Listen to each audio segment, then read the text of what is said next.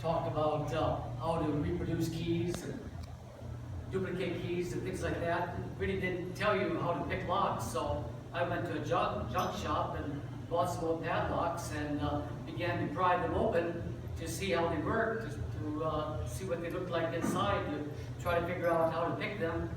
And some of them were just too old and interesting, and I didn't have the heart to split them open to look at them inside. So that was the beginning of a collection. So I've been collecting all that time, from a teenager up until the present time. I'm a history teacher, retired, but you can see how my interest in history has coincided with my hobby of locks and keys. And I have written a couple books. One of them I have with me. It's on ancient locks, and the last chapter is on ancient manacles and fetters. Here are locks from Pompeii, the Roman city that was covered by the volcano. Anyway, I brought a few copies if there's anybody who doesn't have one and would like to get one today. Otherwise, Richard Chenovich also has copies. You can get it from him also. Okay. I'm going to sit down and work the computer here. This is a PowerPoint presentation. I press the button and all kinds of things pop up. There's the book that I just showed you. I originally, if you're wondering about why I selected this topic, a number of years back I did a presentation for the Civil War. There was a Civil War club in Redlands, and I made this presentation for them. So it goes from ancient times up to the American Civil War. So I'm not going to be talking about any of the more modern type cuffs that many of the collectors have. I went ahead and I made a few revisions on it, added a few frames, so I decided I better put down the copyright on it, because I had some people that said they'd like to have copies of this PowerPoint, put it on a disc. So if there's anybody that in this group that's interested in having a copy, let me know, because I haven't done it yet. But if there's a demand, I'll see what I can do. Okay, we start with ancient Egypt. Okay, this is a quote from a book. They tied their hands behind their backs or over their heads in the most strange positions, and a rope passed around their neck, fastened them to each other. And some had their hands enclosed in an elongated fetter of wood made of two opposite segments, nailed together at each end, such as are used for securing prisoners in Egypt at the present day. But wait a moment, look at the title, the copyright for the book, 1854. So the present day is 1854 when he wrote this. But here you can see the wooden fetter based on this relief that's on a temple wall. But first of all, fetter, if you're going to be real technical, fetter should refer to the feet. Manacle refers to the hands. So I guess in today's terminology, they all become synonyms for each other and become interchangeable. One of the things I was looking at here was this thing around I believe it's attached, that this is attached to the wooden, I'll call it a manacle rather than a fetter. And look at this part over here. I wonder, is this a noose? I don't really know. If it's a noose, that means if you lower your hands, what does it do to your neck? That's kind of torture. Looking at this picture here, there's a big gash over there in the rock, so you can't really tell if that is the correct presentation.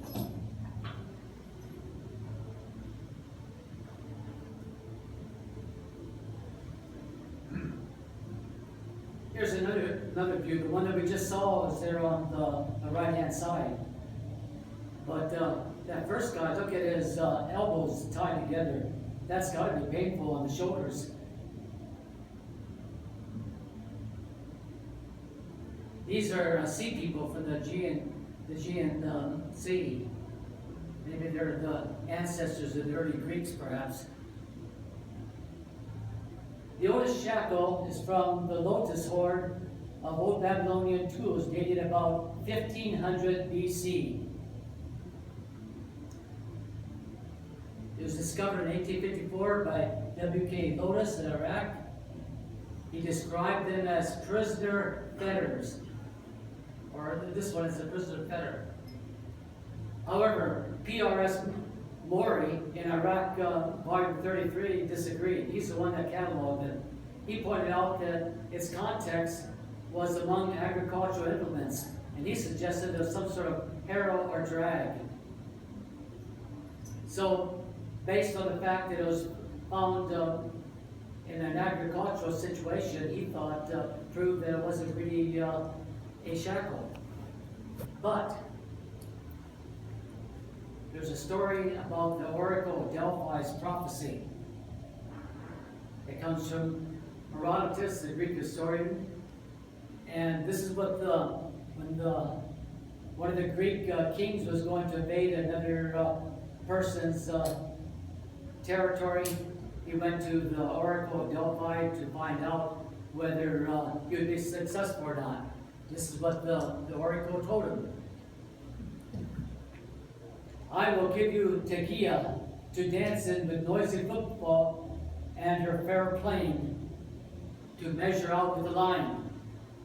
Now the king thought that this meant that he was going to be victorious, that the fancy footfall was going to, or the noisy footfall was going to be a dance, a victory dance. But instead, they were defeated, and the shackles that they brought to restrain their captives were instead put on them, and they were chained together, and the noisy footfall was the chains rattling as they worked in the fields laboring. And that was the measuring of the line. Anyway, this would indicate that that being an agricultural context did not prove anything, that they actually were fetters. You can see that that there's no lock on it. Basically, the metal is just bent. The one below that is an example of what the chain looks like. Okay, manacles and fetters of the ancient Near East. Okay, here you have an example of a manacle on the wrists and the fetters on the feet. Even though we use it interchangeably, technically, if you look up the origin of the words, you'll see that fetters, correctly speaking, should be on the feet. The earliest metal restraints were made of copper or bronze.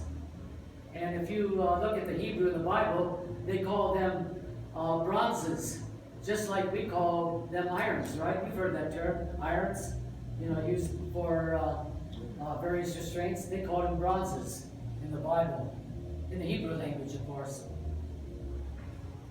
Zedekiah was the last king of Judea.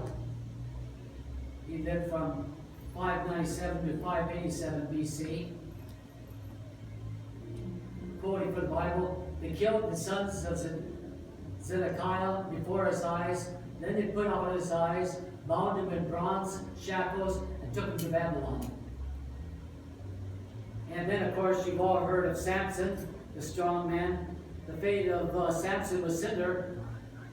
Again, the Philistines gouged his eyes out and bound him in bronze shackles, and there he was set to pulling a huge grindstone.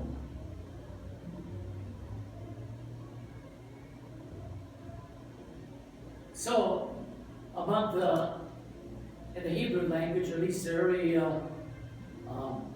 Hebrew language, there was no distinction between copper and bronze. So we don't really know for sure whether it's what we call bronze, which is the alloy, or whether it's just plain copper.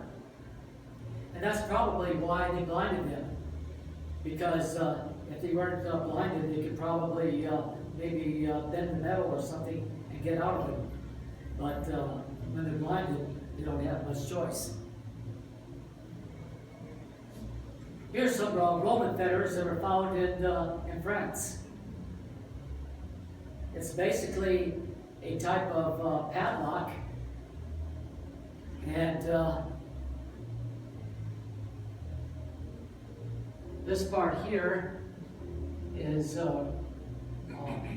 this part here. Turn around so you can see where this pushes in. It's the spreading spring principle, or the barb spring principle. And here's the cuffs, and they're just loose on a ring. So basically, it's just kind of like taking a padlock and putting some rings on it. So this is a early Roman fetter.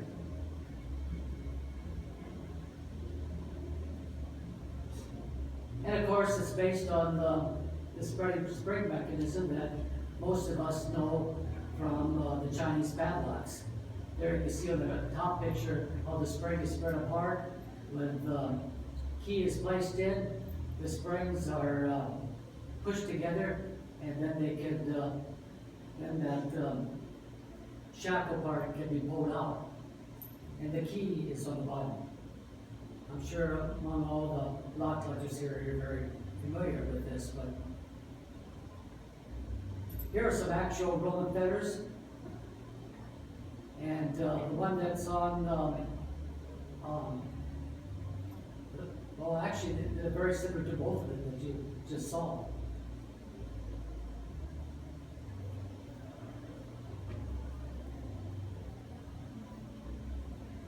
Well, this one here, you just see a single loop. Did you notice this one here? Look how complicated that is. And this is why some people have called this type of a lock a puzzle lock. Here's some manacles from southern Nigeria that are in the British Museum. Again, you can see that the one on the left, you can see that same type of double loop. And here's some medieval fetters. Why? Things haven't changed much, have they? They're pretty much like the ancient ones. But if you have that same thing there, look at the left.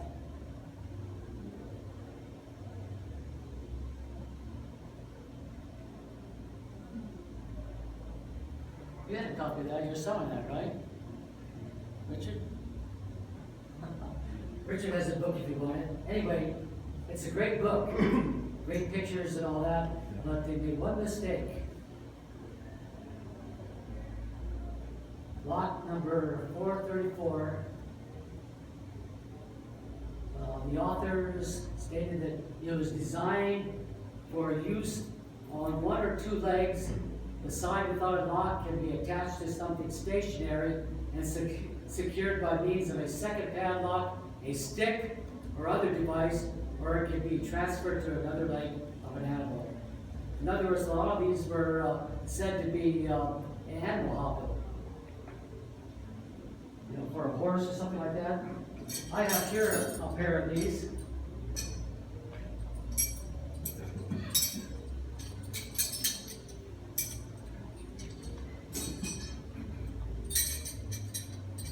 You can see why they call it puzzle lock.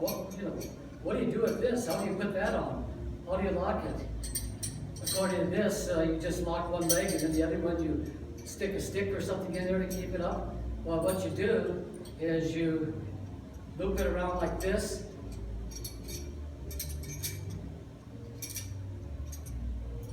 And then the other one goes through like this.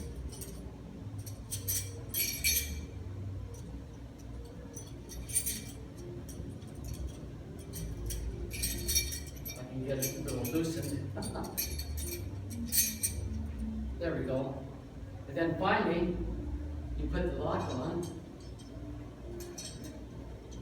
Okay, you put this on the first leg first, and this one, and then you close it up. And this one, I'm not going to push it in all the way because I don't have a key, but it has the barbs, and you stick it in there, and it's locked. So that's how they worked.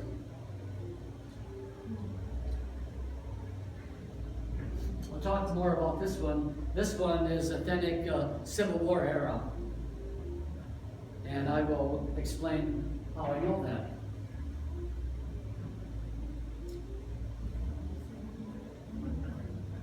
Here are some Russian prisoner chains.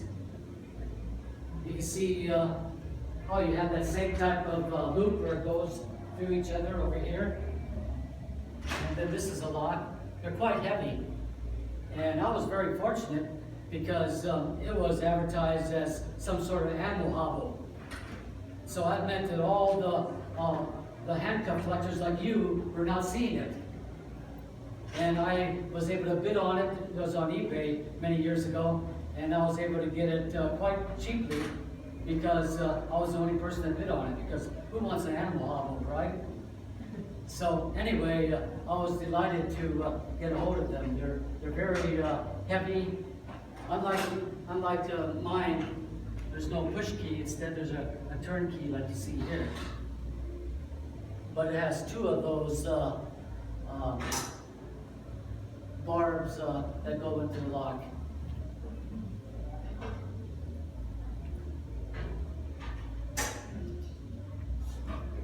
Here's somebody modeling them. His name is George Kennan.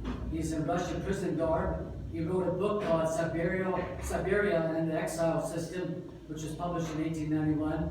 And he made tours of the United States, which he put on these chains, and also he had a magic lantern, their version of a projector at that time, they used for illustrations. So he talked about Siberia and so forth. And he brought those, he wore those chains to illustrate it.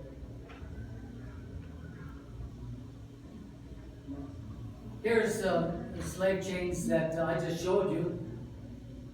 I put it in different segments to show you how they go together, and now finally they're locked. But I felt that maybe it'd be even better to bring the actual pair of those leg irons so that you could see me put it together. These are slave shackles at the Lincoln Memorial Shrine in Redlands, California. Redlands is by San Bernardino, where he had the shooting just recently. You've all heard about it, even if you don't live in the area. But this is the only shrine dedicated to Lincoln in the Civil War that is west of the Mississippi. So if you live in this area, take a trip out there sometime. I think it's closed on Mondays, but otherwise it's open all the time. Anyway, these cuffs are documented. They came from the Price, Birch and Company's slave pen at Alexandria, Virginia. And notice they did not know how to put them together. They just kind of have it attached over here at the top rather than going inside each other. I thought I could help them, and I thought that maybe I could open the lock for them so they could do it right. But instead of having a barb spring mechanism like I have on mine, they had a screw key. And I tried some things, you know, to try to, I don't know if it was rusty or whatever it was. I didn't want to break it or anything. So I just gave up because I didn't want to damage it. But this one here uses a screw key rather than having the barb. So I believe that mine are probably older because of the barb spring mechanism that mine uses. Here's a picture from an old stereo card of the Price Birch slave pen in Alexandria. It was occupied by Union troops in 1861, and the person who got those cuffs that are at the Lincoln Memorial Museum was Samuel G. Boone, and he's the one that retrieve those shackles. So you have pretty good evidence showing the authenticity of the one at the Lincoln Shrine, and mine, except for the locking mechanism, it is almost identical. So I have no doubt